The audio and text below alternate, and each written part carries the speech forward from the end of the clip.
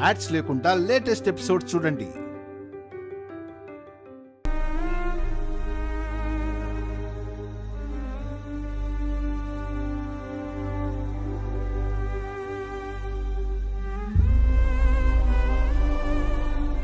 Sir, madam స్పృహలోకి వచ్చారు.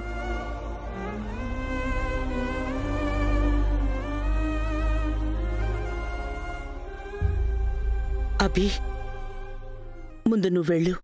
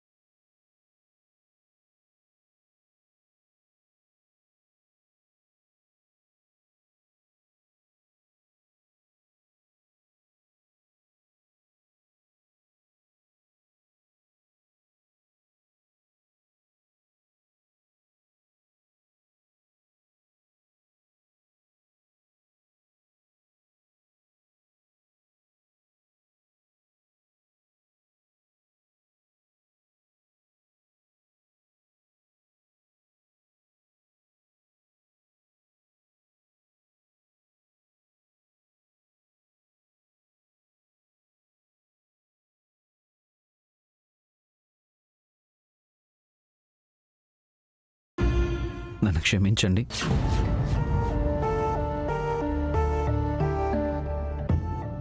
అయ్యో, ఏంటండి ఇదంతా నా వల్లే. మనం మళ్ళీ ఆ ఇంటికి వెళ్ళిన మొదటి రోజే మీరు నాతో చెప్పారు. మీరెంత చెప్పినా మీ మాట వినలేదు. మిమ్మల్ని పరాయి మనిషిలా చూశాను. మా అన్నదమ్ముల్ని విడదీస్తున్న శత్రువు అనుకున్నాను. నేను కాస్త ఆలోచించి మిమ్మల్ని అర్థం చేసుకొని ఉంటే అసలు ఇలా జరిగేదే కాదు. ఐఎమ్ రియల్లీ సారీ అండి, రియల్లీ సారీ. జరిగిందేదో జరిగిపోయింది. ఈ బిడ్డ పోతేనే మనకి 3 పిల్లలున్నారు. వాళ్ళు చాలు.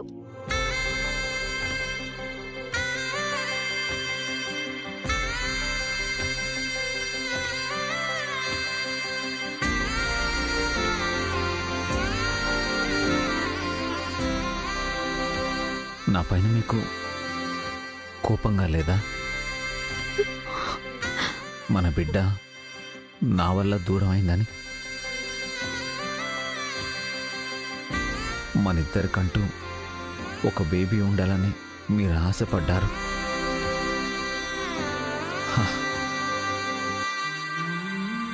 అది ఇంకెప్పటికీ నెరవేరదు.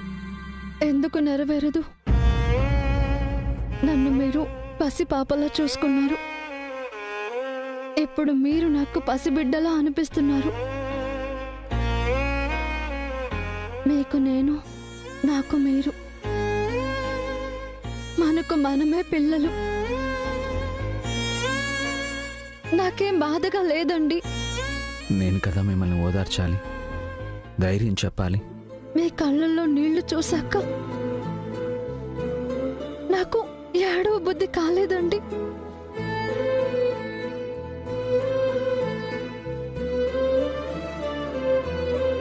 మీ స్పర్శ చాలు నేను ధైర్యంగా ఉండడానికి. మీరు నా పక్కనుంటే చాలు నేను సంతోషంగా ఉండడానికి. థ్యాంక్ యూ వసు గారు.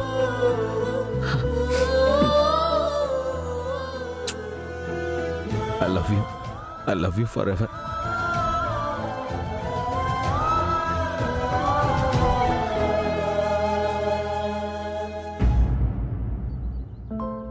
మమ్మీ. మీరు ఇంట్లో ఉండకుండా ఇక్కడికి ఎందుకు వచ్చారు?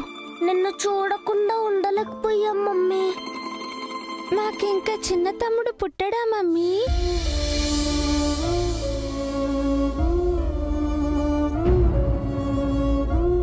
చిన్న బాబు పుడితే వాడితో మేము ఆడుకోవాలనుకున్నాం.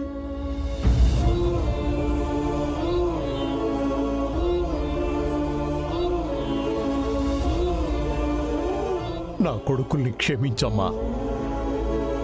వాళ్లల్లో ఇంత దుర్మార్గం దాక్కుందని నాకు తెలీదమ్మా. ముందే తెలుసుంటే అసలు మిమ్మల్ని ఇంటికి రానిచ్చేవాణ్ణే కాదు. మేమే మిమ్మల్ని ఇంటికి పిలిచి తప్పు చేశాం. ఒక పసిబిడ్డ ప్రాణాల్ని తీశాం. వాళ్ళ తప్పేం లేదత్తయ్య. ఇలా జరగాలనుంది అంతే. ఇలా అవ్వాలనే కదమ్మా వాళ్ళు అనుకున్నారు. అనుకున్నది సాధించారు. వాళ్ళని ఏం చేసినా పాపం లేదు. వాళ్ళు నాశనమైపోవాలమ్మా. వద్దు మావయ్య, వాళ్ళని అలా శపించకండి. వాళ్ళు మీ కన్న బిడ్డలు. నీ కడుపులోని బిడ్డని వాళ్ళు పొట్టన పెట్టుకున్నారు కదా వసు. కసాయి వాళ్ళలా ప్రవర్తించారు కదమ్మా. మర్చిపోండి అత్తయ్య. ఏదో పీడకల అనుకోండి. బిడ్డ దూరం కావడం అంటే ఎంత బాధగా ఉంటుందో ఒక ఆడదానిగా నాకు తెలుసు వసు. నేను కూడా ఈ పాపంలో భాగస్వామినే. దేవుడు నన్ను క్షమించడు. పేషెంట్ని ఎక్కువ డిస్టర్బ్ చేయకండి. రేపు మార్నింగ్ డిశ్చార్జ్ చేస్తాం. అప్పటి వరకు తనకి రెస్ట్ ఇవ్వండి. పేషెంట్ దగ్గర ఎవరో ఒక్కరు మాత్రమే ఉండండి. వెళ్ళండి. అలాగే డాక్టర్. అభి, పిల్లల్ని తీసుకుని నువ్వు ఇంటికి వెళ్ళు. నేను వసు దగ్గరుంటాను. లేదమ్మా, ఇప్పుడు కూడా నేను తన పక్కన లేకపోతే నన్ను నేను క్షమించుకోలేను. మీరు వెళ్ళండి, నేను తనతో ఉంటాను. మేము కూడా మీతోనే ఉంటాం డాడీ. మమ్మల్ని ఉండనివ్వండి డాడీ. ఇంటికి వెళ్ళాలంటే భయం వేస్తుంది డాడీ.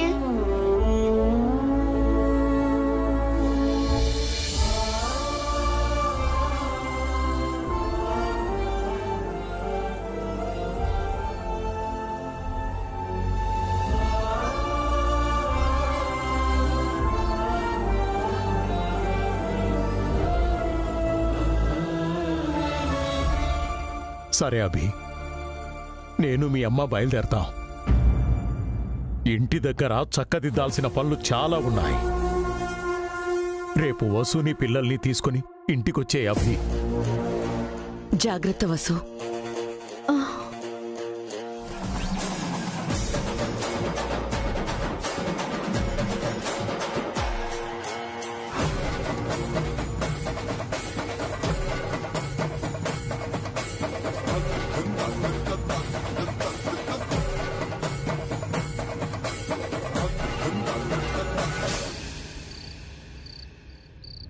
ఆహా, ఇల్లెంత నిశ్శబ్దంగా ఉంది. మనసుకి ఎంత ప్రశాంతంగా ఉంది. కడుపు పోగొట్టుకుని వసు హాస్పిటల్లో ఉంది. పోయిన బిడ్డను తలుచుకుంటూ అభి అక్కడే ఉన్నాడు. అన్నయ్య వదిన కూడా అక్కడే ఉన్నారు. ఇంట్లో పెళ్ళాం కోపానికి కుదేలైపోయిన భాస్కర్ చేసిన పాపాలన్నీ బయటపడి ఏం చెయ్యాలో తెలియని స్థితిలో అఖిల్. వాణ్ణి ఏమనకుండా మౌనంగా ఉన్న హారిక. అగ్నిపర్వతల్లా రగిలిపోతున్న పావని. ఇన్నాళ్ళకి నా కల నెరవేరింది. ఈ ఇల్లు ఎప్పటికీ ఇలాగే ఉండాలి. సంతోషం, ఆనందం ఏది ఉండకూడదు. శ్మశానంలా ఉండాలి. వీళ్ళప్పుడే వచ్చేసారేంటి? వచ్చావా అన్నయ్య? వసు ఎలా ఉందోదినా? రే భాస్కర్, అఖిల్, రండ్రా బయటికి రండ్రా. అన్నయ్య ఏంటి అరుస్తున్నాడు? కొంపతీసి ఇప్పుడు తన నట విశ్వరూపం చూపిస్తాడా ఏంటి? మీరు మనుషులంట్రా? మీకు మానవత్వం ఉందా? పశువులురా మీరు. వాటికన్నా హీనోరా మీరు.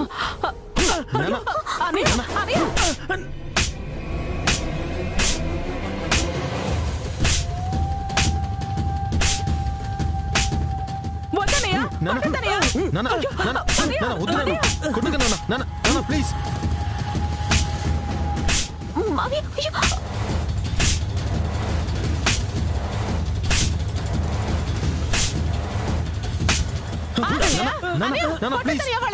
ఎదురు పిల్లల్ని కొడతావేంటి? మధ్యలో అడ్డొచ్చావంటే నీకు కూడా పడతాయి.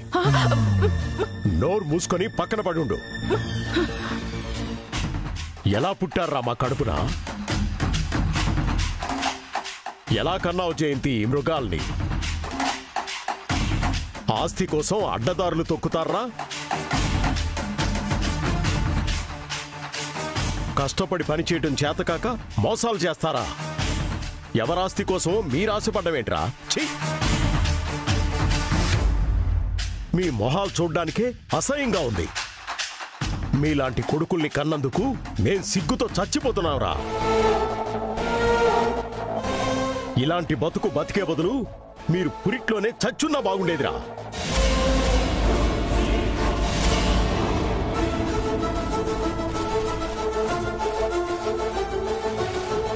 అసలు మాకు పిల్లలు పుట్టకపోయింటే ఇంకా బాగుండేది. డబ్బులు లేకుండా ఎలా బ్రతకాలి నాన్న? ఏం చేసి బ్రతకాలి? చదివించాం కదా, ఇన్నాళ్ళు పోషించాం కదా, మీ బతుకు మీరు బతకలేరా? అభి ఆస్తి కావాలంటారా మీకు? ఇన్నాళ్ళు మీరు కూడా అతని ఆస్తి అనుభవించారు. నోర్మయ్! అయ్యో వదనా!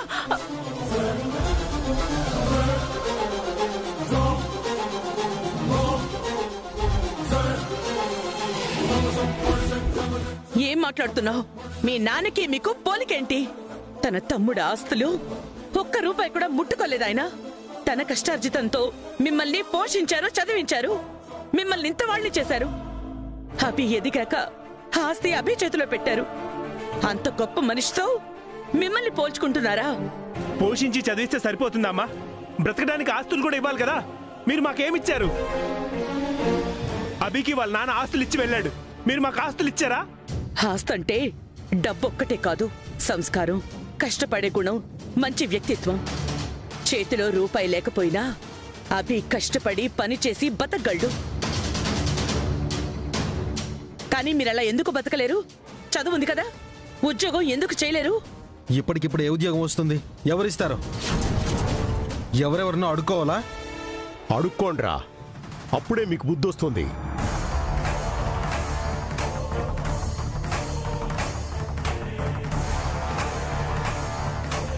మా పెంపకంలో తప్పో మీ నడవడికలో తప్పో తెలియడం లేదు.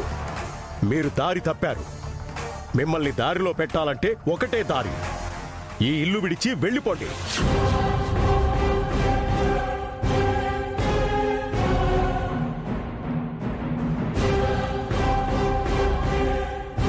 ఎక్కడికి వెళతారని వాళ్ళు? వాళ్ళ దిక్కున్న చోటుకి పొమ్మను. ఈ ఆస్తి, ఇల్లు ఇవేవీ మనవి కావు, అభివి. వాడికిచ్చేసి మనం వెంటనే వెళ్ళిపోవాలి. నేను మీ అమ్మ ఊరికెళ్ళి వ్యవసాయం చేసుకుంటాం. మీరు మీ పెళ్ళాలతో ఎటన్నా వెళ్ళిపోండి. రేపటి వరకే మీకు టైం ఇస్తున్నాను. ఇప్పటికిప్పుడు వెళ్ళిపోమంటే ఎలా? ఎక్కడికి వెళ్తాం? ఆయన రాకపోయినా నేను వెళ్ళిపోతాను మావయ్య. నాకు ఈ ఇంట్లో ఉండాలనిపించట్లేదు. ఆడదానికున్నంత పౌరుషం కూడా లేదా మీకు? మీది కాని ఇంట్లో మీరెలా ఉంటారు?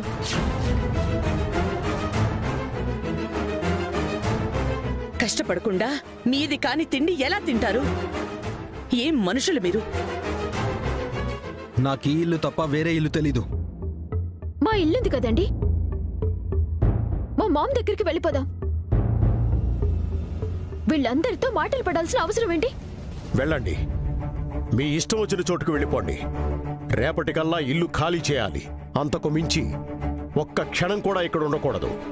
ఈ ఇంట్లో ఉండే అర్హత మనకి లేదు. పద జయంతి, లగేజ్ సర్దు.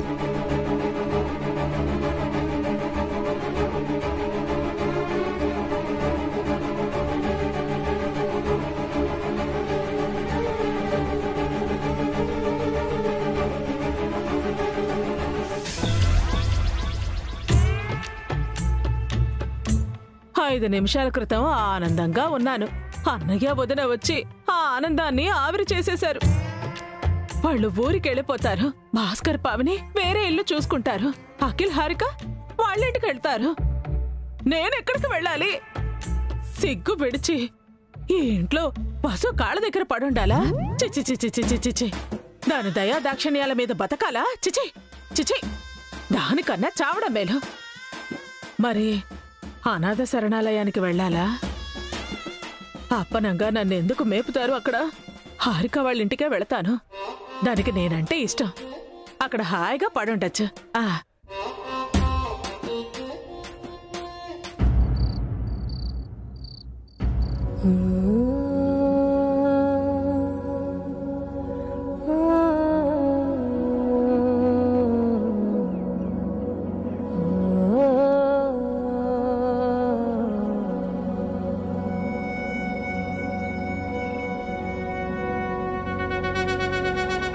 మంచి నిర్ణయం తీసుకున్నారండి.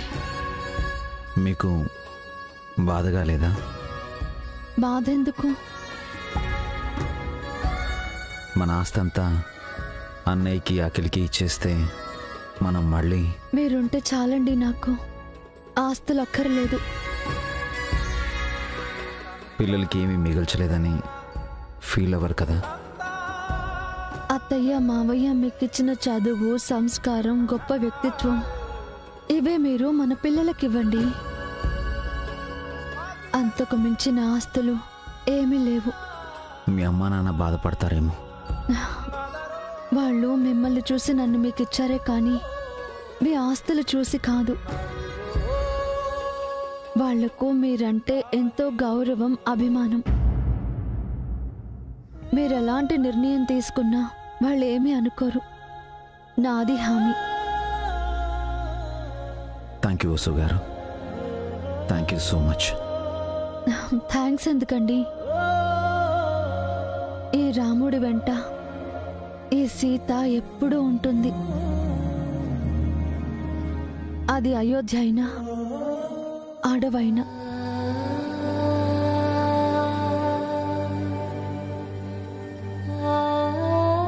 వెళ్ళిపోదాం వసు గారు. ఆ ఇంటికి ఆస్తికి దూరంగా వెళ్ళిపోదాం. కలిసి ఉండి గొడవలు పడ్డం కన్నా విడిపోయి సంతోషంగా ఉండడం బెటర్. కానీ అత్తయ్య మావయ్య బాధపడతారేమో. అర్థం చేసుకుంటారు. ఎలాగైనా వాళ్ళని ఒప్పించాలి. ఈ వయసులో వాళ్ళని కష్టపెడుతున్నాం. మనం విడిపోవడం అంటే వాళ్ళ గుండె ముక్కలైపోతుంది. తెలుసు వసు గారు. కానీ ఇప్పుడు కూడా నేను డెసిషన్ తీసుకోకపోతే ఈ ఫ్యామిలీ ఏమైపోతుందోనని అమ్మ నాన్న ఇంకా బాధపడతారు. వాళ్ళకు ఆ కష్టం రానివద్దు. మనమే కష్టపడదాం. పిల్లలకి పరిస్థితిని వివరిద్దాం. కొన్నాళ్ళు అడ్జస్ట్ అవుదాం. కొన్ని ఇబ్బందులు వస్తాయి. వాటికి మనం సిద్ధంగా ఉండాలి. మీరు ఇంతగా చెప్పాల్సిన అవసరం లేదండి. మీపై నాకు ఆ నమ్మకం ఉంది. మన పిల్లలు కూడా మనల్ని అర్థం చేసుకుంటారు. మీరు ధైర్యంగా ఉండండి.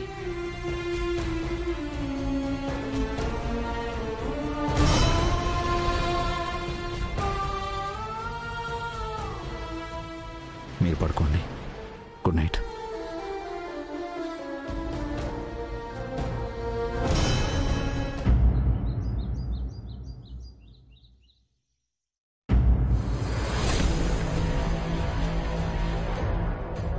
మనము మా ఇంటికి వెళ్ళిపోదాం అఖిల్.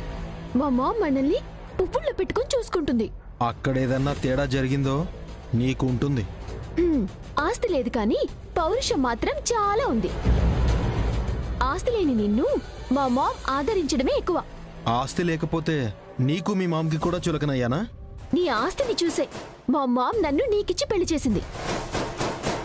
ఆస్తి నీది కాదని మా మామ్కి అప్పుడే తెలుసుంటే మన లవ్ ఎప్పుడో బ్రేక్ చేసి నన్ను వేరే వాడికిచ్చి పెళ్లి చేసేది.